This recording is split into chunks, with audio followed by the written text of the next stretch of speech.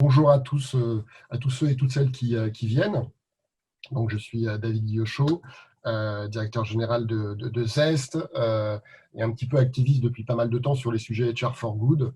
Donc, en gros, la dimension humaine au service des organisations et des projets d'entreprise. Donc, je suis très content d'accueillir pour ce 5e webinaire d'une série que l'on a faite avec l'équipe Zest et des partenaires qu'on a, on va dire, rassemblés autour de cette notion de HR for Good pendant cette période très particulière qui posait beaucoup de questions et qui questionnait aussi les pratiques RH et managériales. Et donc, ce webinaire va se focaliser tout particulièrement sur justement la fonction RH comme élément fonction essentiel, en tout cas avec un rendez-vous particulier pendant cette phase-là dans les organisations. Donc, et pour ce faire, donc HR for Good a le plaisir voilà, d'accueillir différents intervenants. Aujourd'hui, j'ai un plaisir personnel presque, parce que c'était un des objectifs que j'avais, de recevoir quelqu'un qui a occupé véritablement des fonctions de direction de ressources humaines dans de grandes organisations. Et donc, Jean-Marc, merci de nous avoir rejoints pour ce webinaire. Je te propose de te présenter rapidement, toi qui as eu un parcours assez important, on va dire, assez lourd de direction des ressources humaines et depuis maintenant quelques temps plutôt pour les accompagner avec un cabinet de conseil Miskeo. Bien, bonjour, merci de m'avoir sollicité. Donc, je m'appelle Jean-Marc Selvanès. J'ai un parcours de plus de 20 ans en tant que DRH de groupes industriels et DGRH de grands groupes multinationaux, et je dirais principalement manufacturiers et industriels. Et puis, il y a 12 ans, j'ai créé Miskeo pour travailler avec les DRH sur deux sujets principaux. Le premier, c'est celui du leadership de la fonction ressources humaines. Et le second, c'est celui de l'efficacité de la fonction ressources humaines, pour faire simple. Et voilà. Et donc, on travaille pour l'essentiel avec des groupes du SBF 120 et des sociétés non cotées de taille importante. Bien, ben merci, Voilà. merci Jean-Marc, c'est un plaisir de t'avoir, je le rappelle.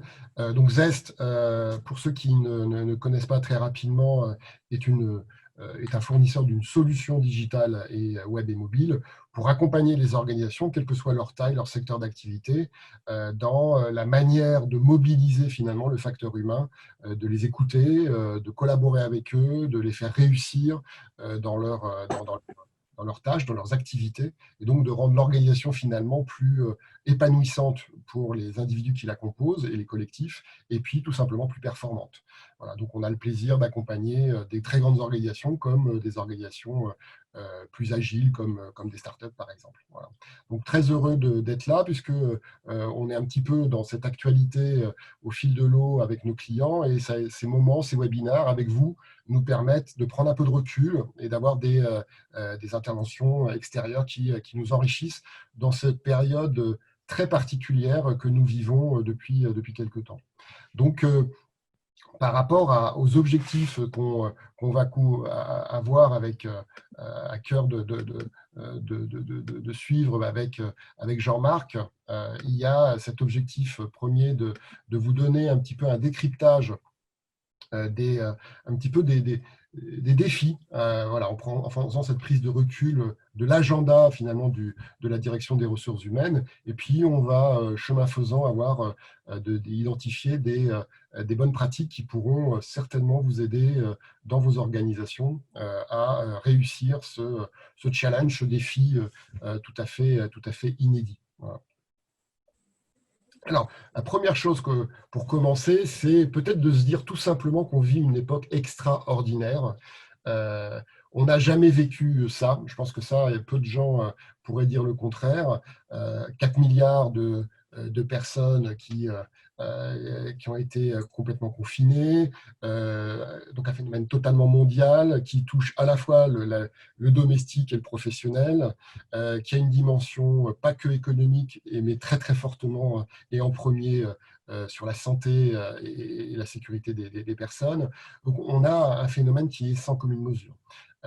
Donc ça, c'est peut-être la première chose par laquelle on peut commencer, et avec cette dimension personnelle. Et toi, Jean-Marc, dans tes échanges avec les directions de ressources humaines, avec les directeurs des ressources humaines même, un peu comment tu l'as vécu et comment quelque part eux l'ont vécu? Bah, je pense que ça a été d'abord, il y a plusieurs temps. Évidemment, c'est le temps quand même le temps de la surprise, le temps du stress. Le premier temps, c'est la réaction. C'est comment on fait pour mettre en place le chômage partiel, pour organiser le télétravail, ou en tout cas pour inciter les gens à travailler depuis chez eux. Comment on fait sur les problèmes sanitaires, comment on réagit avec les partenaires sociaux, etc. Donc, je crois que les 2 premières semaines ont été très, très occupées par la réaction.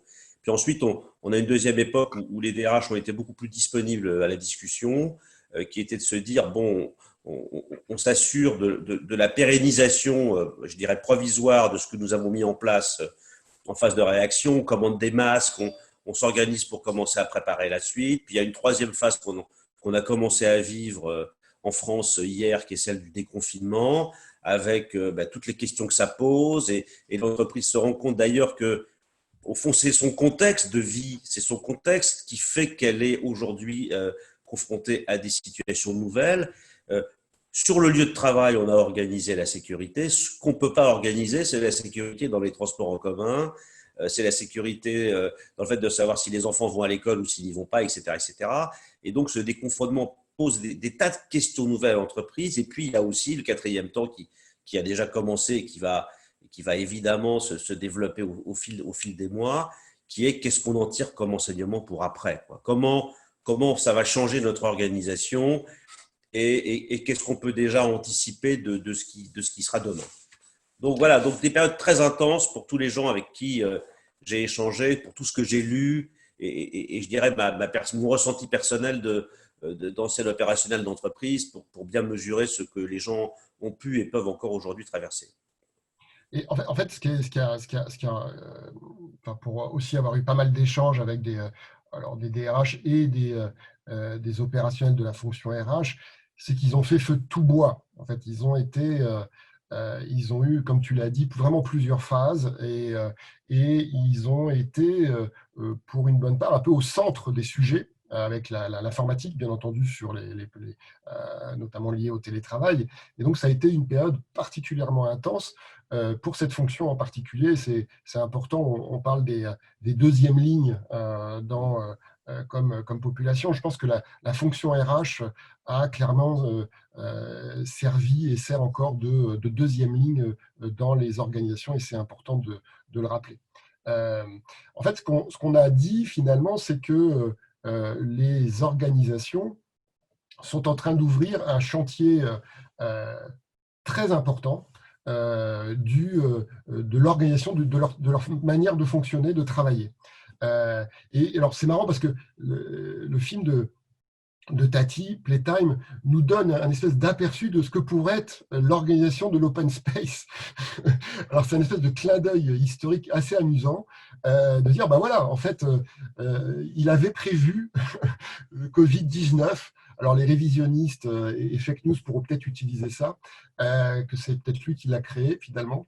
Mais tout ça, sérieusement, pour dire que les entreprises vont mettre vraiment à plat, au travers de ce prisme, de la mise en place des gestes barrières, de cette obligation qui se fait à elles, à la fois dans la relation avec les clients, dans l'expérience client, mais aussi dans la relation et dans l'expérience avec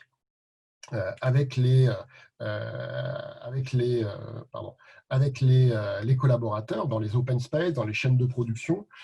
Et donc, on va vraiment poser la question, on va scanner l'organisation, et nous, personnes externes, nous, clients, nous, collaborateurs, et nous, managers, est-ce que mon organisation, elle est suffisamment sécurisante? Donc, cette dimension sécurité, au sens presque propre, va complètement un peu changer l'agenda et le prisme de vue de l'organisation du travail. C'est d'ailleurs ce que j'ai écrit dans un article sur l'entreprise d'après, avec un jeu sur l'acronyme après, où le S de l'après est justement l'entreprise sécurisante. C'est aussi ce qu'a dit le patron de l'automobile, enfin de Renault. de Renault c'est le direct, donc de Renault et c'est intéressant parce que je pense qu'on va prendre plusieurs fois le secteur automobile comme témoin un peu particulier, hein, parce que c'est vraiment une industrie qui est très intéressante à observer. Et donc le directeur de la fabrication de Renault dit, nous, notre objectif le plus important là, en ce moment, sur la période de reprise, ce n'est pas le pourcentage d'activité. C'est la confiance des collaborateurs opérationnels qui reviennent dans nos shops de montage et dans nos opérations. Donc, cette remise à plat du sujet organisation du travail sous l'angle sanitaire et non pas sur la productive, va être un sujet énorme. Jean-Marc, comment les DRH vont devraient se positionner par rapport à ça pour toi? Alors, ce qui est nouveau, et tu l'évoques, c'est que en fait, l'organisation du travail est pensée d'abord en ce moment, l'organisation d'aujourd'hui et de demain, sous l'angle de la dimension sanitaire. Ce qui, à l'exception des centres de production où on a toujours intégré la sécurité dans la mise en place de nouveaux moyens de production, on peut dire que dans l'organisation du travail des centres administratifs, des bureaux, etc., c'est pas le prisme principal par rapport auquel on avait jusqu'à présent regardé la vie au travail. Or, ça devient en quelque sorte un préalable à l'organisation du travail. Et je crois qu'il y aura, on l'observe déjà, mais il y aura beaucoup d'inventivité, beaucoup de créativité à faire pour transformer des lieux qui n'ont pas été pensés pour ça en lieux qui assurent une forme de sérénité aux personnes qui viendront y travailler et qui y seront. Et puis après, il y a d'autres éléments, évidemment, quand on parle d'organisation du travail, même si on part d'une base qui est celle de la protection sanitaire des salariés, on va vers une nouvelle organisation du travail basée sur le travail à distance, sur l'éclatement de l'entreprise, sur la reconfiguration des processus, etc. Parce que ce qu'on peut d'ores et déjà pressentir, c'est qu'un certain nombre de choses vont se modifier en profondeur. Et que le fait d'avoir demain une entreprise, comme on dit, éclatée, qui sera éclatée sur plusieurs pôles, puisque beaucoup de gens continueront à travailler soit de façon permanente, soit de façon plusieurs jours par semaine en dehors de leur lieu habituel de travail, ça modifie un paradigme essentiel de l'entreprise, qui est que la proximité fait la communauté de travail. Bon. Donc ça, c'est évidemment la deuxième étape et dont on va parler assez profondément tout à l'heure. Et puis la troisième étape, et je pense qu'il faut quand même avoir à l'esprit, c'est la productivité. C'est-à-dire qu'au fond, cette nouvelle méta-organisation de l'entreprise donnera des opportunités de productivité.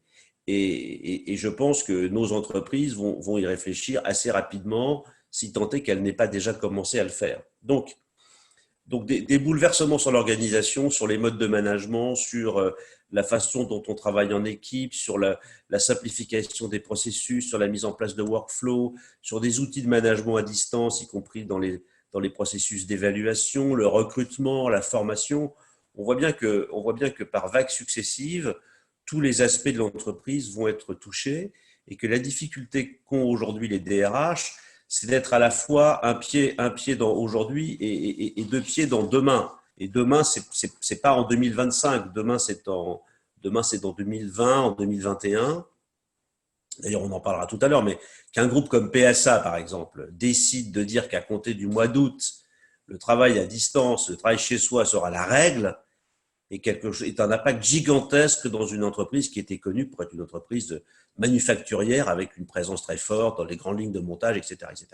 Et donc voilà, on repart de la sécurité et de la santé au travail, on va vers une organisation à inventer, et puis on va probablement demain vers des axes de productivité nouveaux, dont on reparlera évidemment tous ces prochains mois et ces prochaines années. Et c'est vrai que la première conséquence, c'est la baisse de la productivité. Oui. C'est-à-dire que là, si on regarde le déconfinement aujourd'hui, sur la partie chaîne de production, par exemple, si on prend ce premier point qu'on évoquait, qui est une partie des organisations, notamment dans l'automobile, toujours pour reprendre Renault, le patron donc, de la fabrication disait que concrètement, c'était 18 minutes qui avaient été perdues de productives dans les lignes de production qui avaient été remises en action. Par exemple, c'est 3 minutes de pause supplémentaire qui n'existaient pas avant pour changer de masque. Donc et on sait, enfin, tu as travaillé dans une entreprise, dans un équipementier de l'automobile. On sait le travail que ça a été de gagner des minutes dans des chaînes de production. C'est un vrai challenge. Donc, et ça, c'est indispensable. C'est une obligation. C'est la première obligation que tu évoquais derrière. Et la deuxième, on va dire, élément important que tu as évoqué, qui est l'apport et l'émergence, parce que ce sont des choses tout à fait existantes avant, mais c'est l'émergence dans ce côté obligatoire, ce côté leapfrog qu'on évoquait tout à l'heure, c'est le télétravail et le digital. Le télétravail, il y a des accords nombreux en France qui existent, où en gros c'était 1 ou 2 journées de télétravail qui avaient été négociées. Là, on est sur l'inversion presque des proportions. Et puis, sur le digital, les DRH ne sont pas reconnus en général dans les comités de direction comme les plus technophiles.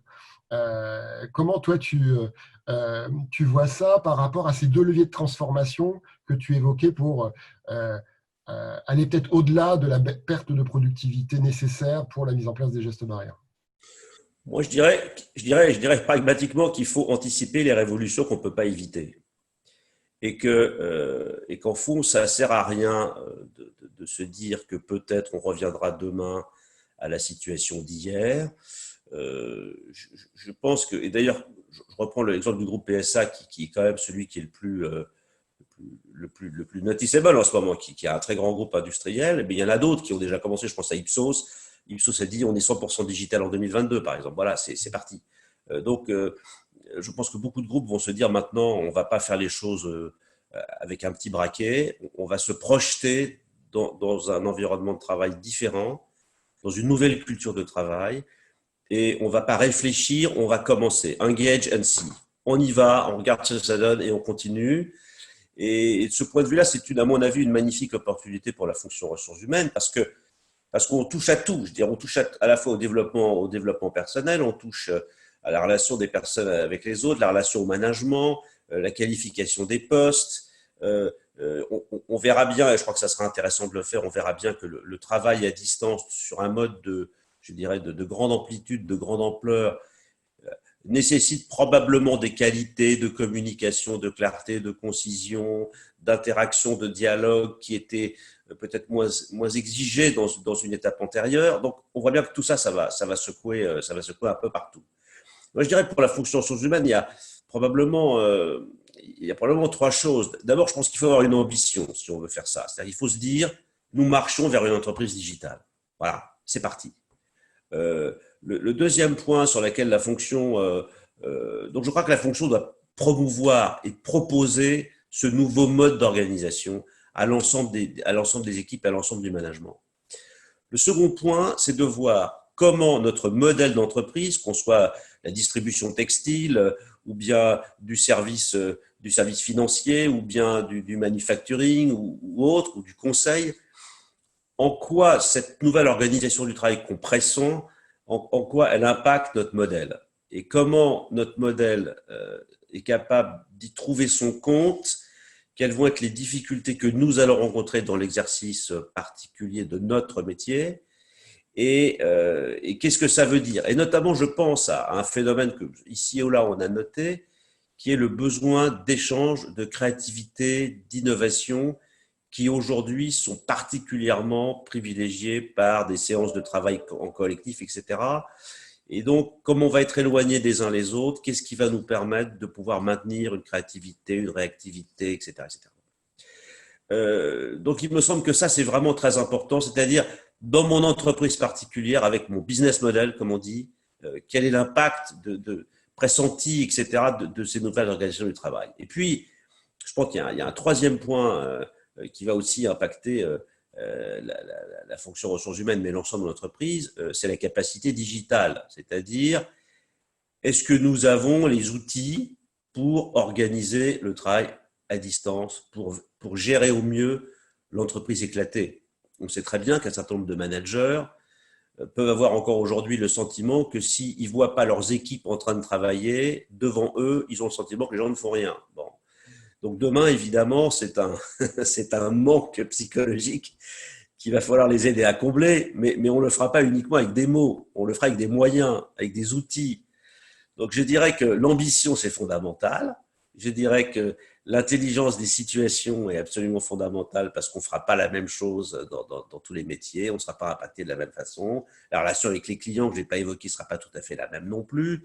Il y a des lieux où les clients devront se déplacer et des relations de transactions dans lesquelles ils n'auront pas besoin de le faire. Bon.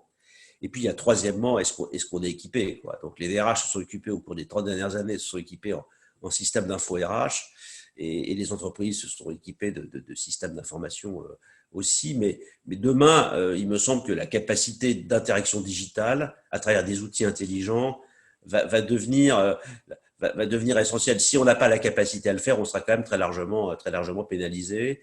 Donc, je dirais que c'est probablement ces 3 points-là auxquels il faut être très attentif. Mais je pense qu'il faut anticiper les révolutions qu'on peut pas éviter, quoi. Ça, c'est vraiment le regard en arrière. Je sais qu'il y a encore un certain nombre de patrons qui pensent que ça sera possible de revenir, oui, effectivement, une demi-journée de travail à distance, une journée, pourquoi pas, mais pas davantage. Tout ça, c'est terminé. Et d'ailleurs, ce qu'on voit arriver, c'est des questions des salariés qui seraient plutôt du genre, mais après tout, pourquoi faudrait-il que j'aille travailler tous les jours dans le lieu de mon entreprise? Est-ce que c'est vraiment si indispensable que ça? Donc je crois qu'on en est pratiquement arrivé à ça. Alors, c'est pas vrai dans tous les métiers, c'est pas vrai dans les métiers du soin à la personne, c'est pas vrai dans les métiers de l'enseignement, en tout cas pas aujourd'hui, c'est pas vrai pour les postiers, c'est pas vrai pour des tas de gens, pour les commerçants de proximité, etc., les artisans, etc. Donc, une large fraction de la population active continuera à avoir besoin de se déplacer pour faire son travail. Mais il y a toute une fraction de la population, je n'ai pas les chiffres aujourd'hui, ils ne sont pas encore sortis, qui pourra faire son travail à distance et presque complètement à distance, et que ça aura des impacts sur les transports, sur l'aménagement du territoire, etc., etc. Donc, on aura une entreprise très éclatée et on aura besoin d'outils, de moyens de communication, d'intelligence relationnelle organisée pour faire face à cet éclatement de la communauté de travail et de l'entreprise. Il y avait un chiffre qui avait été annoncé d'ailleurs au moment du confinement par le gouvernement. C'était 8 millions de personnes qui étaient censées pouvoir continuer l'activité professionnelle en télétravail complet et donc en confinement Ouais, complet. c'est un tiers de la population active, pour faire Ouais. simple, à Donc, peu près. C'est entre un quart et un tiers de la population active. Donc, donc c'est c'est considérable. énorme. Exactement. C'est Il y avait une question, enfin un sujet sur le niveau de maturité, de motivation. Enfin, tout le monde n'est pas égal par rapport au télétravail. Il y a un peu comme les primo-accédants, il y a eu les primo-télétravailleurs, et en particulier les managers, donc tu as un peu dressé certains traits qui parfois voilà, aimaient bien manager par du présentiel ou avec du présentiel. Et donc ils ont dû quelque part aussi se réinventer oui. sur la manière d'animer leurs équipes. Alors, Et d'écrire ce ouais, l'avantage, c'est que tout le monde doit se réinventer en même temps. Donc, finalement, on peut pas penser qu'on part très loin derrière le peloton. Et moi, je fais confiance à la capacité des gens à s'adapter à un nouveau cadre de travail. La vraie difficulté qu'on a perçue, sur laquelle on a eu des entretiens, etc., c'est que pour un certain nombre de gens, la période de confinement qu'on est en train de vivre a été horrible pour des raisons personnelles et domestiques. Donc, des petits appartements. Et puis demain, enfin, il faut l'espérer, on aura un télétravail probablement sans confinement. Parce que le confinement euh, ajoute à la complexité du sujet et à la difficulté du sujet. Mais si on peut sortir de chez soi, si on peut aller boire un pot, prendre un café à l'extérieur, rencontrer des gens, etc., ça fait baisser la charge mentale qui a été très très forte et très difficile à vivre pour beaucoup de gens. Donc je pense qu'il faut vraiment décorréler dans notre représentation du futur le confinement et le travail à domicile ou le travail à distance. Il faut vraiment le décorréler. Ce sont deux facteurs qui sont conjoints aujourd'hui, mais qui sont en fait disjoints dans le futur. Voilà. Enfin, il faut l'espérer en tout cas. Et du coup, c'est cette transformation au pas de charge. C'est-à-dire que ce que tu es en train de dessiner là, c'est une transformation où effectivement beaucoup de dimensions vont être touchées, avec beaucoup d'incertitudes, beaucoup d'ajustements et de responsabilisation à tous les étages, dans toutes avec des grosses différences entre des chaînes de production et puis des cadres qui font de la R&D, par exemple. Donc, ça va être vraiment des choses qui vont être très, très délicates à orchestrer. Alors, on a plutôt un management en mode commande-contrôle, classiquement, et donc avec un principe de base qui est de dire ce que j'ai dans la tête, ce qu'on va décider va se mettre en place, plus ou moins sans état d'âme et de manière assez efficace par le corps social par les individus. Les tableaux de bord qu'ils ont les aident, hein, puisqu'ils ont des cas euros et des effectifs. Donc, dans les projections de plans de reprise d'activité, finalement, un beau tableau Excel ne dit pas non ou ne dit pas attention. Hein. Voilà, il a une espèce de vérité froide qui, quelque part, rend aveugle ou borgne, si on est optimiste, les animateurs de cette transformation sur la dimension humaine et sociale. Mhm. Et on en a parlé avant, et on le voit, nous, chez l'ensemble des clients qui utilisent Zest grâce au monitoring social qu'ils ont mis en place de manière très régulière. Cette période a eu des conséquences significatives sur l'état d'esprit et l'état physique presque des personnes qui étaient, des collaborateurs qui étaient confinés et pour lesquels on attend maintenant de la reprise d'activité. Donc finalement, ce facteur, cet état psychologique est peut-être le facteur le plus impactant sur la capacité de résilience et de reprise dans le déconfinement. C'est un peu le facteur X de ce déconfinement. Alors, je crois C'est que ça. c'est très juste. Et au fond, ce qu'on voit bien autour de nous, dans ce qu'on peut lire, dans ce qu'on peut entendre, c'est que pour beaucoup de personnes, c'est la peur qui domine. Alors, c'est peut-être au fil des jours, elle va probablement diminuer s'il n'y a pas de graves difficultés qui surgissent. La peur d'y aller est toujours une peur un peu normale, mais une fois qu'on est parti, ça peut peut-être se diminuer. Pour autant, les gens ont peur pour eux, les gens ont peur pour leurs enfants, les gens ont peur pour leurs parents, les gens ont peur pour leurs collègues, les gens ont peur pour tout le monde. Bien. Et au fond, la peur ne se traite pas par injonction. On ne peut pas dire aux gens, nous vous interdisons d'avoir peur. Voilà, c'est pas possible. Donc comment on fait? Et ça, c'est un rôle important, de mon point de vue, pour la fonction ressources humaines, c'est qu'est-ce qu'on peut faire pour combattre la peur. Bon, en fait, il faut de la confiance pour combattre la peur. Il faut de la confiance, il faut de l'écoute. Je pense qu'il est important pour les entreprises d'écouter les collaborateurs, de trouver des moyens de les entendre. Qu'est-ce qui s'est passé pour eux pendant toutes ces semaines? D'entendre aussi la façon dont le collectif a réagi. Est-ce que les réunions de travail organisées par le management ou les réunions bilatérales que les collaborateurs ont organisées, est-ce que globalement les gens ont le sentiment que collectivement ça s'est bien passé, que le vécu d'entreprise a été bon, qu'on a trouvé ses collègues fidèles au poste, qu'on a été confronté à des sujets qu'on a été capable de traiter, etc.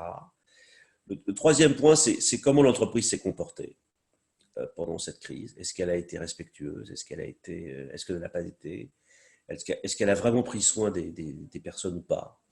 Est-ce qu'elle a été elle-même solidaire du monde qui l'environnait? Je crois, je ne devrais pas citer je pense que des groupes comme Accor, par exemple, qui ont mis des chambres à disposition des médecins, etc. Il y a énormément d'entreprises qui ont fait énormément de choses, qui ont fabriqué des masques, qui se sont organisées pour fabriquer des produits, des produits, etc. Bon, tout ça, ça vient renforcer un sentiment de confiance.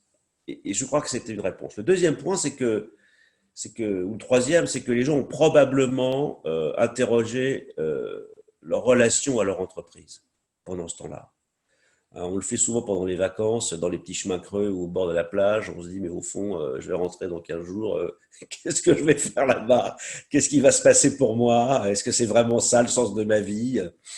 Bon, finalement, il y a des tas de gens qui se sont posé cette question pendant toutes ces semaines et qui resteront quand même avec cette interrogation en disant, est-ce que je suis bien au bon endroit où je dois être? Est-ce que ce ne serait pas mieux que j'aille mettre mes talents ailleurs. Et donc la question du sens du travail est une question qui va participer aussi de l'envie. Parce que je crois que la peur de faire, elle est quand même largement combattue par l'envie de faire.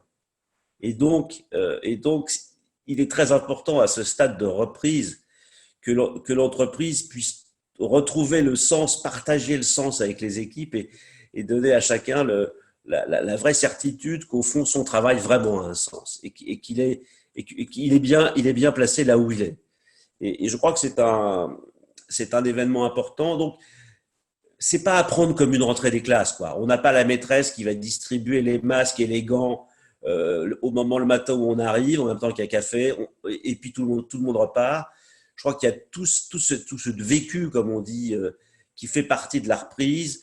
Et je crois que l'entreprise aurait tort de passer à côté. Parce qu'à mon avis, c'est un élément un facteur de succès considérable. Et certains métiers sont encore je dirais, plus engagés en fonction, notamment dans l'univers des soins à la personne, de la relation à la personne. La question du sens est une question qui est une question très importante.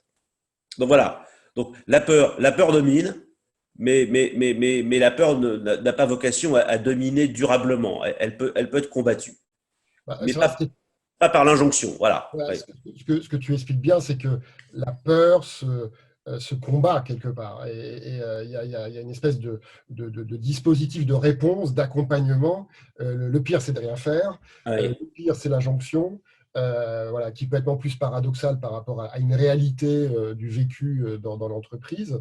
Et donc, c'est effectivement la manière dont dont le DRH, la fonction RH va orchestrer, organiser et prendre en compte cette dimension psychologique, cette étape psychologique de son organisation va être le facteur un peu X. Je parle toujours dans l'entreprise de l'après, c'est le E de l'après et c'est empathique. C'est cette possibilité justement de ne pas prendre des injonctions et des vérités du passé, c'est de prendre l'organisation humaine telle qu'elle est aujourd'hui, dans l'état aujourd'hui et dans son évolution future. Concrètement, est-ce que tu aurais voilà, comment appréhender ça? Parce que du coup, c'est aussi un lâcher prise dans une certaine mesure, potentiellement. On ne maîtrise pas complètement la ressource. Bah, on ne maîtrise pas la ressource, c'est vrai, mais c'est un peu comme les chefs d'orchestre. Au fond, il arrive un moment où juste avant de commencer à jouer, chacun règle son instrument et puis après, les gens se mettent à jouer ensemble. Bon. Donc moi, au fond, si la fidélité de l'entreprise est là, on a des tâches à faire et globalement, progressivement, des liens de travail qui se recréent à l'occasion de sujets à traiter et puis c'est reparti. Mais je dirais que la question du déconfinement a posé indirectement à beaucoup d'entreprises et pose encore la question de savoir est-ce qu'on demande à tout le monde de revenir, est-ce qu'on laisse les gens volontaires, etc. Ce qu'on observe, c'est il pourrait y avoir trois réponses. La première, c'est de dire on vous impose de venir, quoi. Le travail reprend, soyez là. Ça n'est pas une option dans les systèmes de production collectif. Dans une chaîne de montage automobile, puisque tu prends souvent cet exemple, que je connais un peu, dans une chaîne de montage automobile, s'il y a 50 postes, on ne peut pas avoir 35 présents. C'est pas possible. Et il y a beaucoup de métiers dans lesquels, au fond, c'est la présence au poste de travail de l'ensemble des compétences qui permet d'effectuer une tâche, un processus, etc. Donc, dans ces environnements-là, il est clair qu'il y a une forme d'imposition qui est à mettre en place, à défaut de quoi l'entreprise ne peut pas mener sa mission. Mais il y a beaucoup de métiers, je ne sais pas si c'est un quart, un tiers ou davantage de la population active je dirais, qui en fait partie, c'est qu'il y a beaucoup de métiers dans lesquels finalement, on a le choix d'être présent ou pas. Et la tentation, c'est le volontariat. Et c'est une deuxième piste que des entreprises ont imaginée, qui consiste à dire, au fond, après tout, on demande aux gens qui veulent rester chez eux de rester chez eux, et puis il y a ceux qui veulent venir de venir. Bon. Le problème du volontariat, qui a tous les attraits de la sympathie, si je puis dire, c'est qu'il n'est pas productif d'une organisation. Hein. On est désolé, la cantine est fermée, le chef est volontaire, mais mais les gens qui assuraient le service ne l'étaient pas, donc finalement, ça ne marche pas, quoi. Donc, on peut pas imaginer qu'une entreprise puisse être organisée sur la base du volontariat, je viens pas, je suis présent avec des gens qui sont là et je suis… Bon. Et donc, beaucoup d'entreprises ont choisi une voie médiane, c'est de raisonner par fonction critique, en disant, un certain nombre de personnes pour certaines fonctions doivent être présents dans l'entreprise, ne serait-ce que pour des raisons aussi simples que des choses qui sont liées à la sécurité, d'autres qui sont liées à la confidentialité. Il y a des gens qui traitent de l'information, je dirais, dont on ne veut pas qu'elle puisse se balader sur le web, et on demande aux gens d'être présents. Je pense aux salles de marché, aux salles de transaction, etc.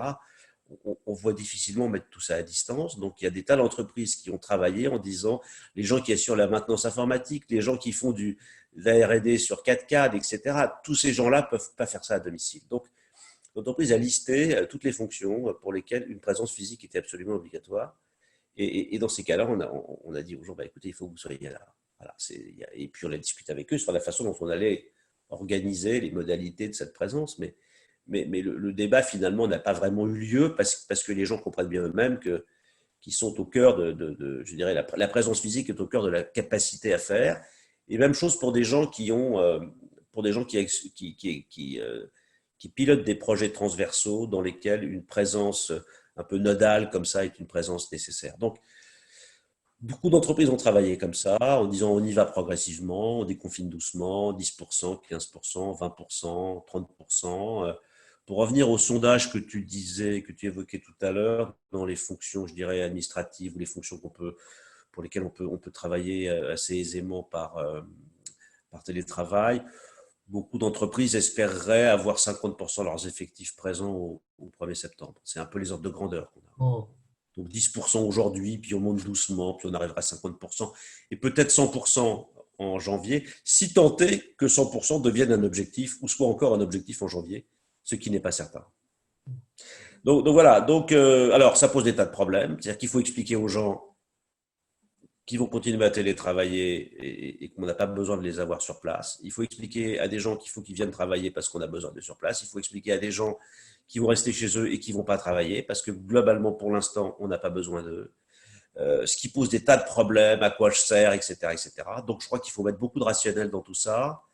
Les gens qui ont mis ce dispositif en place l'expliquent, ils disent pourquoi on fait ça, combien de personnes ça concerne, et pourquoi. Et vous-même, vous pouvez comprendre que votre tour viendra, vous serez aussi appelé soit à retravailler tout court, soit à venir plus régulièrement au lieu de votre travail, etc. Il me semble que tout ce rationnel est un rationnel très important. C'est pas on a envie que machin vienne et puis finalement le truc peut rester chez lui. C'est quelque chose d'autre qui doit être compris, qu'il y a une logique. Et si cette logique est claire dans les propos du management, elle sera clairement comprise. Et puis, à mon avis, il y a aussi un sujet qui va avec, c'est l'équité, c'est-à-dire le problème de l'équité de traitement sur le plan de la rémunération, par exemple, entre ceux qui auront eu au cours de cette période des situations de travail extrêmement variées. Et la question se posera tôt ou tard de savoir si on doit tenir compte des contraintes particulières ou de sujétions particulières. Beaucoup d'entreprises vont dans ce sens-là aujourd'hui. Il n'y a pas de, si je puis dire, il n'y a pas de jurisprudence. Et dans le… Oui, vas-y, pardon, vas-y. Non, et puis je dirais que cette dimension-là, qui est aussi une dimension qu'on a du mal à cerner, puisqu'au fond, on a du mal à cerner ce qui n'est pas explicite, l'entreprise doit aussi trouver un moyen de comprendre. Ce qui se passe au restaurant d'entreprise, dans la zone fumeur et je dirais autour du baby-foot, va être un petit peu interrompu pendant les mois qui viennent. Et donc, il faut trouver d'autres moyens d'être en contact avec ses équipes et de s'assurer de la façon dont tout ça est reçu. Donc voilà ce que je pourrais dire sur ce thème. Alors, il y a une question sur les plans sociaux, parce que voilà, on n'est pas dans une adaptation sanitaire de l'organisation à l'aspect sécurisant. Il y a cet aspect résilience économique qui parfois va être particulièrement douloureux. Voilà, c'est forcément dans l'agenda de certaines directions des ressources humaines de gérer ce dispositif. J'ai un de nos clients qui est dans l'industrie, qui a partagé le fait que plutôt que d'un plan social avec une réduction d'effectifs, ils ont négocié une diminution du salaire, Ouais. de la masse salariale. Donc, on voit, il y a un peu ce que j'avais dit, le bon, la brute. Et il y a même parfois des truands dans la manière de réagir dans ce genre de situation. Et là, on voit la caractéristique d'une organisation empathique qui est résiliente parce qu'elle prend des décisions difficiles très rapidement. Et ça, c'est le fruit de travail assez important du management et de les organisations, avec les organisations sociales. Oui. Comment tu vois cette actualité un peu particulière? Bah, quand je pense à la situation d'aujourd'hui, je pense, vous savez, au dessin animé dans lequel vous voyez un lapin ou je sais pas quoi qui marche dans le vide et qui brutalement réalise qu'il marche dans le vide et qui tombe. Bon, moi je pense qu'aujourd'hui, on a essayé, ce qui n'est pas vrai partout, mais on a essayé de faire en sorte de limiter la douleur de la situation. Et on sait très bien que ça ne peut pas durer. On sait très bien que ça ne peut pas durer. Et qu'à un moment donné, on peut payer les collaborateurs comme contrepartie d'un travail qui lui-même servira à vendre des biens et des services à des clients qui les achèteront. Bon, ça c'est quand même une base à laquelle il faudra quand même finir par revenir assez vite. Bah là, l'imagination sociale est au pouvoir. C'est-à-dire que je pense que devant cette situation, on, on peut imaginer que les collaborateurs et les partenaires sociaux soient capables d'accepter des choses nouvelles et qu'on n'aurait pas accepté en temps ordinaire sur le temps de travail, sur la transition vers la reconversion professionnelle, sur les rémunérations, sur l'abandon d'un certain nombre de jours de RTT pour financer le travail d'un certain nombre de collaborateurs, etc. Bon, moi, je n'ai pas la liste exhaustive, mais on peut penser que le pouvoir va être donné à l'intelligence sociale. C'est clair, pour moi, c'est clair.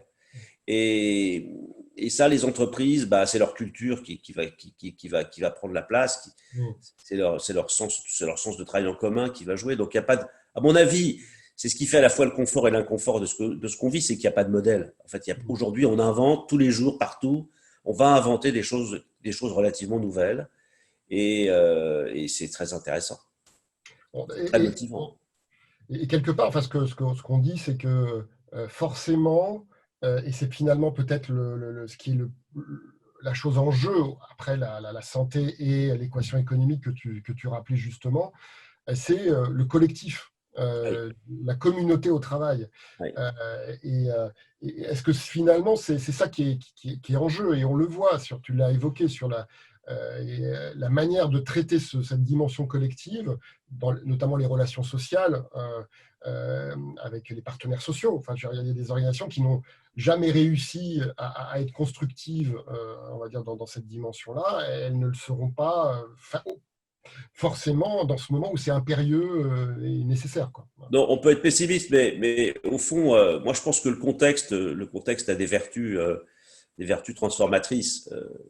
Je crois que tout le monde sent bien qu'on est dans une espèce de charnière, qu'on est dans une situation qui va évoluer, et il nous appartient de la faire évoluer dans un sens ou dans un autre. Et globalement, je lisais le papier ce matin sur Le Monde, sur le Renault à Sandouville, qui ne peut pas reprendre parce qu'il y a un vice de forme sur un truc, enfin, je veux dire, sur une convocation, c'est-à-dire une petite poussière, quoi, par rapport aux enjeux.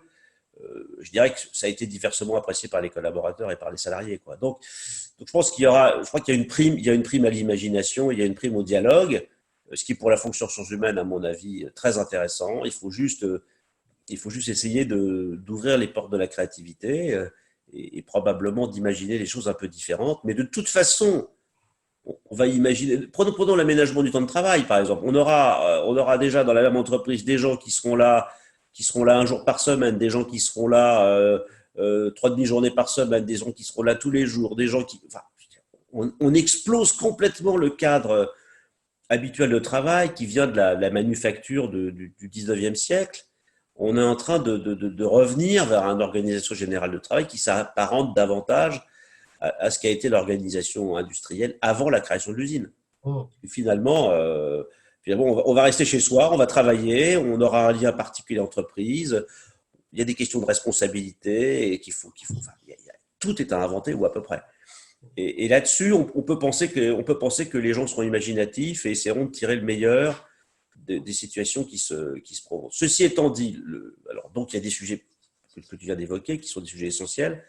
Ceci étant dit, il y a aussi quand même quelque chose qui est très important et qui pour les DRH est à mon avis un facteur très important à la fois de travail et de motivation, c'est que l'entreprise devient de plus en plus un bien commun invisible. Et qu'au fond, c'est la culture, c'est le projet, je dirais, c'est le soft qui va faire le lien. C'est pas le fait de se rendre physiquement dans un endroit qui va vous faire dire que vous travaillez dans cette entreprise, ou pas seulement. Et donc, c'est toute la gestion de l'immatériel, c'est toute la gestion de la culture. Pour moi, la culture est le facteur principal de performance dans une organisation. Bon. Et comme les Américains, la culture mange la stratégie tous les matins au petit déjeuner. Donc, c'est la culture qui fait la performance. Et donc là, le travail sur la culture va être un travail passionnant à faire et, et il est, à mon avis, extrêmement fédérateur. Mais alors, la culture, pratiquement, parce que alors, sur cette dimension du collectif, de l'aspect immatériel, culturel d'une organisation, je te rejoins tout à fait. Euh, Là, il y a une espèce de précipitation ou d'obligation de résultats et d'action rapide, ce qui sont deux sujets ou deux contraintes, deux obligations pour les aspects de culture d'entreprise. On dit que c'est plutôt du structurel, du moyen terme. Euh, donc, est-ce que c'est possible de concrètement, rapidement, faire des choses aujourd'hui en tant que fonction RH pour aller dans ce sens-là? Bah, au fond, non mais tu as raison, il y a des temporalités qui ne sont pas les mêmes. En même temps, si les décisions qu'on prend, même les plus modestes, sont illustratives des valeurs de l'entreprise et de la culture de l'entreprise, les salariés le comprennent, les gens le voient. Donc au fond, moi, il y a une phrase que j'aime beaucoup qui dit on surestime souvent ce qu'on peut faire en un an et on sous-estime ce qu'on peut faire en trois. Bon. Et je crois que ça devrait nous guider dans nos planifications, dans nos axes de travail. Au fond, on peut faire changer beaucoup de choses assez rapidement, même sur des détails, et je dirais surtout sur des détails. Mm. Et par exemple, être attentif à ce que le management soit à la fois dans la tâche et dans la relation, travailler avec le management sur cette double dimension. Il faut être dans la tâche, mais il faut aussi être dans la relation, précisément parce que vous ne verrez pas vos collaborateurs de façon régulière. La façon dont vous serez dans la relation avec eux sera déterminante. Vous voyez, c'est des choses, c'est travailler avec le management là-dessus. Ça vous permet quand même, au fil des semaines et des mois, de permettre aux collaborateurs de voir les différences. Et donc, ouais, je n'opposerai pas du tout le court terme et le moyen terme là-dessus, ou le long terme. Je crois qu'on peut commencer dès aujourd'hui. Et pratiquement, enfin, parce que donc ce qui est intéressant, c'est que tu as évoqué, tu as le rôle du management, notamment de proximité, euh, Mmh. dans cette réponse rapide et incarnante, on va dire ça comme ça, de la culture ou de la modalité de réponse, voilà, de l'organisation, de ce rôle et de ce rendez-vous, de comment je gère le relationnel avec mes collaborateurs, avec mon équipe, et comment effectivement la distanciation sociale, les nouvelles organisations du physique et bien entendu le télétravail vont influencer ça. Est-ce que tu as identifié, ben, voilà, aujourd'hui, les totems sur ces sujets-là, c'est l'entretien d'évaluation annuelle. Oui, alors là-dessus, il faut vraiment. Alors, tu vois, par exemple, moi j'ai un de mes clients qui m'a dit finalement, allez, dans les 6 mois qui viennent, à votre avis, qu'est-ce qu'il faut que je fasse? Je lui ai dit trois choses. La première, c'est vous occuper de la sécurité des gens au travail. Parce que si vous, qui êtes le gardien de ça, vous ne le faites pas, si vous n'êtes pas vraiment super investi sur les conditions de la sécurité au travail, vous serez passé à côté d'un rôle essentiel que vous devez jouer. Donc ça, c'est la première chose. La deuxième, assurez-vous que votre management est dans la tâche et dans la relation en même temps. Faites des calls avec eux, travaillez avec eux. Mais ça, c'est super important et c'est vraiment quelque chose sur lequel vous pouvez faire bouger la boîte. Et troisièmement, pensez à l'entreprise digitale. Bon. Et je dirais que c'est ces trois choses qu'on peut faire et que probablement on doit faire en même temps.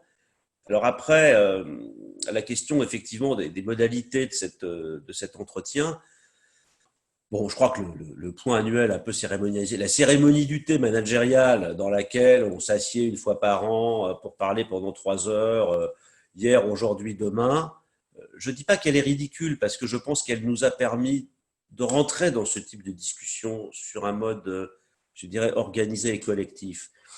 Mais il me semble qu'elle est aujourd'hui, enfin, ça va trop vite pour que la vie soit dans des cadres comme cela, et a fortiori dans un monde où on va être en interactivité distanciée.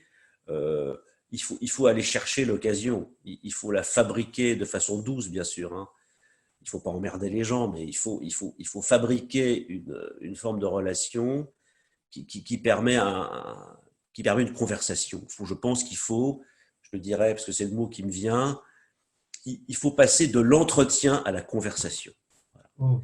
Ça veut dire quand même qu'il faut s'en donner les moyens, il faut s'organiser, il faut faire passer le message, mais je crois vraiment à l'importance de la conversation. Et la conversation s'inscrit dans un espèce d'accompagnement aussi, dans cette espèce Oui, d'adaptation à une situation qui va être, la semaine prochaine sera différent ou le mois prochain va être très différent d'aujourd'hui. et quand je dis conversation, c'est pas les discussions de café du commerce, quoi. C'est pas ça. C'est une conversation sur la personne, sur la façon de travailler, sur les progrès, sur les initiatives, etc. Et c'est nourri, c'est quelque chose qui est nourri et qui n'est pas dans le reproche, qui peut être qui peut être dans la félicitation, qui peut être dans le point d'attention, mais qui est quelque chose de positif. Mm. Moi, je pense à ça. Et donc, je pense qu'il faudra qu'on mette en place des systèmes pour favoriser cette conversation managériale. Très bien, bah, merci beaucoup. Voilà, mais c'était anticipé parce que le sujet était vaste et ça confirme que la fonction RH est, est au cœur Oui, euh, absolument. du sujet de déconfinement et de reprise de l'activité et les dimensions sont très très variées. Euh, on a vu l'importance de l'état psychologique dans cette dimension et du rendez-vous du collectif du travail. Et effectivement, c'était un peu les trois éléments de décryptage qu'on a vu grâce à toi, Jean-Marc, sur oui, l'organisation du travail est importante sur la dimension sécuritaire, et tu l'as dit, il n'y a pas de discussion, quoi. C'est Ouais, essentiel, ouais, c'est même une responsabilité légale. Et donc ça, il n'y a pas de. Mais il ne faut pas que ce soit l'arbre qui cache la forêt quelque part et qu'on n'adresse pas l'organisation du travail plus globalement, ouais, notamment pour retrouver des pistes de productivité qui vont être pénalisées. L'autre élément qu'on a vu ensemble, c'est l'importance du facteur psychologique, le paramètre, le facteur X, qui allait très certainement faire la différence entre les organisations. Et est-ce que cette empathie que j'évoquais va être faite? Est-ce qu'elle va reposer sur de la confiance, sur des conversations continues, comme tu l'évoquais, hein, donc d'éviter l'isolement dans le relationnel qu'on peut avoir? Parce que tu l'as dit, le grand rendez-vous, quelque part, c'est le collectif au travail, qui a été ébréché, éclaté, dispersé, dont les relations ont été digitalisées. On évoquait l'impact du masque quand on est en face à face, il n'y a plus d'émotion. Donc, même le physique va devenir, et presque le digital sera peut-être plus relationnel absolument. que Ouais, finalement, pendant quelque temps, la présence physique du fait du masque. ouais, Voilà. ouais. C'est vrai, tu as raison. Ouais. Et ce qu'on a évoqué comme action un peu à saisir, qui joue tout le temps de la main, on l'a peu détaillé, et on pourra peut-être le détailler s'il y a des questions rapidement, mais cette JPEG de crise, c'est-à-dire que il y a cet aspect volontariat, cet aspect compétences critiques, qui sont effectivement à mobiliser en fonction des rendez-vous très très opérationnels et avec des impératifs très très forts sur lesquels la fonction RH doit pouvoir un peu anticiper. On a parlé voilà, d'organisation, on a une question sur le recrutement, il y a peut-être des compétences qui vont devenir particulièrement critiques. Je pense aux informaticiens, aux organisations informatiques, sur le support technique, les helpdesk, qui avaient l'habitude de servir quelques centaines de télétravailleurs et maintenant qui en ont quelques milliers à traiter. Donc ça, voilà, c'est une questions qui se posent pour eux. On l'a évoqué aussi, et bien sûr, ça fait plaisir ça me fait plaisir et ça fait plaisir à Zest, je te remercie, mais c'est cette notion de monitoring du collectif qu'il faut faire régulièrement. Voilà. C'est-à-dire qu'on ne peut pas piloter l'organisation qu'avec des indicateurs de ressources. Ça nierait la dimension humaine et on a vu que le facteur psychologique était le facteur le plus important. Et j'adore ta présentation de ce que nos clients utilisent, qui sont la fonctionnalité de structuration de points de conversation assez réguliers. C'est d'avoir dans ces conversations à la fois la tâche et l'émotion, la relation. Voilà. Et ça, c'est particulièrement important et il vaut mieux le structurer pour donner une espèce de guide, une trame qui va servir à être plus facilement déployable au travers de l'organisation. Et ça, c'est ce qu'on avait fait notamment il y a 2 ans et demi avec Decathlon. Et c'est clair que les organisations qui l'ont déjà fait eh bien, seront plus proches de leurs collaborateurs et auront plus de capacité à les monitorer, à les maintenir voilà, dans cette reprise difficile. Voilà, merci. On va regarder un peu les questions. N'hésitez pas à les poser. Avant ça, et pour vous laisser 2 minutes pour poser vos questions, tous les webinars sont à votre disposition dans la chaîne YouTube Zest. Je travaille sur 2 webinars à venir. Un qui est sur la RH de demain est en fait déjà là. Donc, on va un peu certainement ouvrir le champ du possible en disant que finalement, il y a des choses qui sont très, très rapidement et donc beaucoup plus sur cette dimension d'innovation, on va dire, accélérée, mais sécurisante parce qu'elle existe déjà. Et un point alors moi, c'est un sujet que je maîtrise moins bien, mais et je le vois avec nos clients, la dimension du dialogue social avec tout cet agenda un peu formel de négociation, de DUR, qui va vraiment remettre beaucoup de choses à plat. Et le dialogue social à tous les niveaux de l'organisation et en particulier avec les IRP va être un rendez-vous très très important dans ce monde d'après, et en tout cas pour en faire des fondations pérennes. Dernier mot, n'hésitez pas à vous inscrire sur la newsletter HR for Good, dont vous avez l'URL ici. On va partager, on travaille avec les équipes de Zest là, sur un sondage spécial déconfinement pour monitorer le déconfinement et on va le partager en fin de semaine, donc vous en bénéficierez. Voilà, ça c'était la partie un peu formelle pour finir. Je regarde les questions qui ont été posées. Il y avait une question sur le recrutement. Est-ce que tu vois ça comme quelque chose qu'il faut avoir en termes de préoccupation aujourd'hui quand on est des RH? Tu veux dire le recrutement à distance, c'est ça? Alors, ouais, en tout cas avec des modalités de gestes barrières, c'est sûr, mais est-ce que la préoccupation de recruter des talents ou de maintenir cette activité-là dans des situations d'incertitude, voire est-ce que ça te semble quelque chose sur lequel une organisation, une entreprise doit être vigilante? Pour moi, c'est essentiel. Je crois qu'on peut pas se dire on va arrêter de respirer pendant un certain nombre de mois et puis on va recruter personne parce que l'avenir est incertain, mais l'avenir est toujours incertain. Donc en réalité, on a un marqueur d'incertitude très fort en ce moment, mais voilà, mais l'entreprise a sa vision, elle a ses projets, elle va pas s'arrêter de respirer. Donc je pense qu'on va continuer à recruter, on va continuer à décruter, on va continuer à promouvoir. Donc peut-être qu'il va y avoir dans des sociétés qui sont durement touchées aujourd'hui des pauses, mais peut-être que ces pauses rebondiront demain parce qu'on va modifier tel ou tel aspect de l'organisation du travail et qu'on aura besoin de nouvelles compétences. Donc en réalité, je veux dire, on n'est pas du tout marqué par le fait de se dire qu'on va plus recruter, qu'on va réduire la masse salariale. Il y a des sociétés qui sont en pleine forme. Il faut quand même regarder concrètement ce qui se passe autour de nous. Dans l'agroalimentaire, dans des tas de secteurs, il y a des gens qui ont très très bien vécu les 2 mois qui viennent de se passer. Donc dans la distribution à distance, enfin, il y a des tas de trucs qui vont bouger. Moi, je suis d'ailleurs fasciné quand je fais la liste de tout ce qui change, de voir que, par exemple, les événements, les congrès, etc., ont pris un grand coup sur la figure, mais les gens continueront à avoir besoin de se retrouver et de parler entre professionnels. Par exemple, le commerce de détail dans lequel on a, je dirais, un hall d'attente de 2 mètres carrés et dans lesquels on se pressait à 4 ou 5 pendant un certain temps, hier c'est fini. Donc tout va changer. Je pense que moi je fais partie de ceux qui pensent que ça ne se fera pas en 15 jours, mais on est parti dans une transformation absolument essentielle et que tous nos processus de vie vont être modifiés par ça.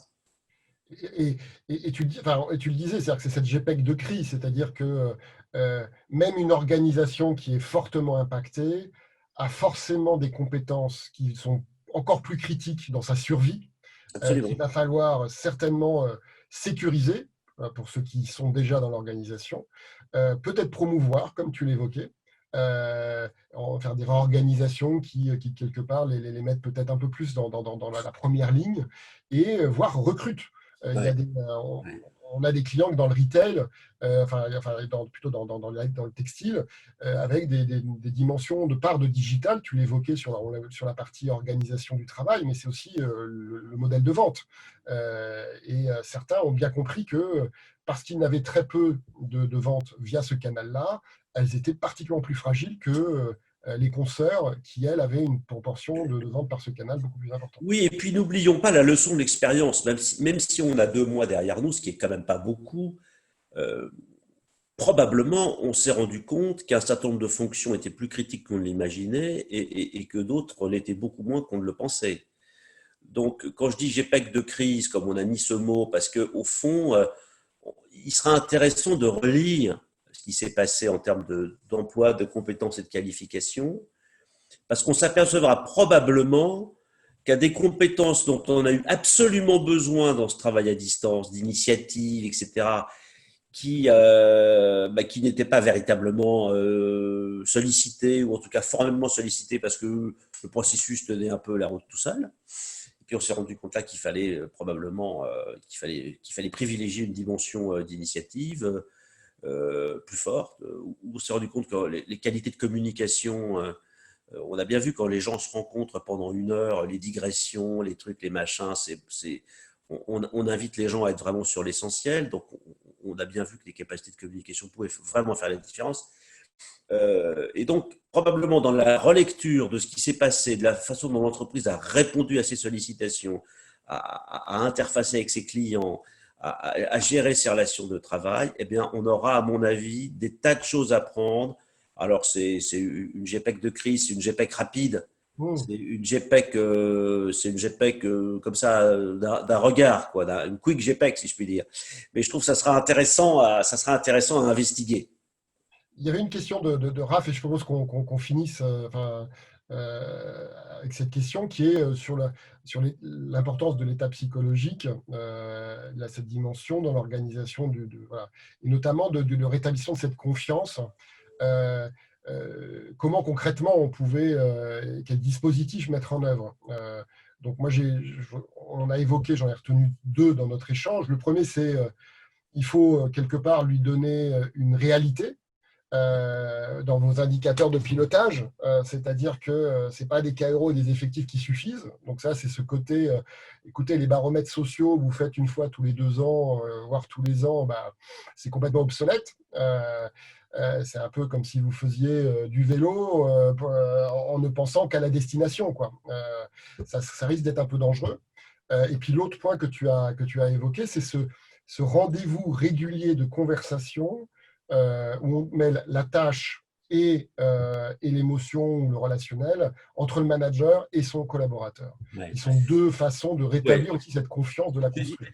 Je dirais, pour reprendre un mot que tu as utilisé, c'est que le voyage est aussi important que la destination. Oh, Voilà. Et peut-être même plus important que la destination. exactement. Et c'est souvent, je dis, la solution est dans le chemin. Et c'est Ouais. particulièrement vrai quand on ne sait pas où on va. Ouais. C'est-à-dire Ouais, qu'aujourd'hui, absolument. voilà, aujourd'hui, bon, on sait qu'on veut reprendre, tu vois, rebondir, mais quelle va être la forme de cette destination finale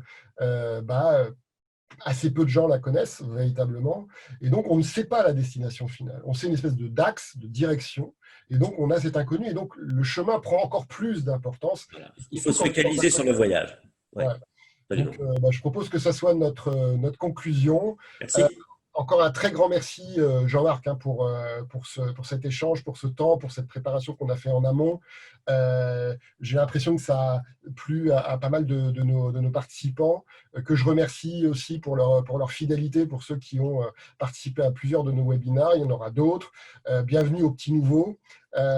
J'espère vous retrouver, on espère vous retrouver. N'hésitez pas à regarder les derniers webinaires et à faire les éléments qu'on a partagés, à vous inscrire sur HR for Good. Et bien entendu, toute l'équipe Zest est à votre disposition si besoin. Ça sera avec un grand bonheur, puisque tu parlais de raison d'être d'entreprise. On a ce grand plaisir, nous, un peu égoïste, c'est vrai, mais important, de dire que ça a donné encore plus de sens à ce que l'on faisait ces derniers mois et les mois à venir. Donc, c'était très important. Merci encore beaucoup Merci. à vous et à très bientôt. Merci à vous tous. Bon déconfinement. Au revoir. Et bon déconfinement. Bon chemin. Bon chemin. Au revoir.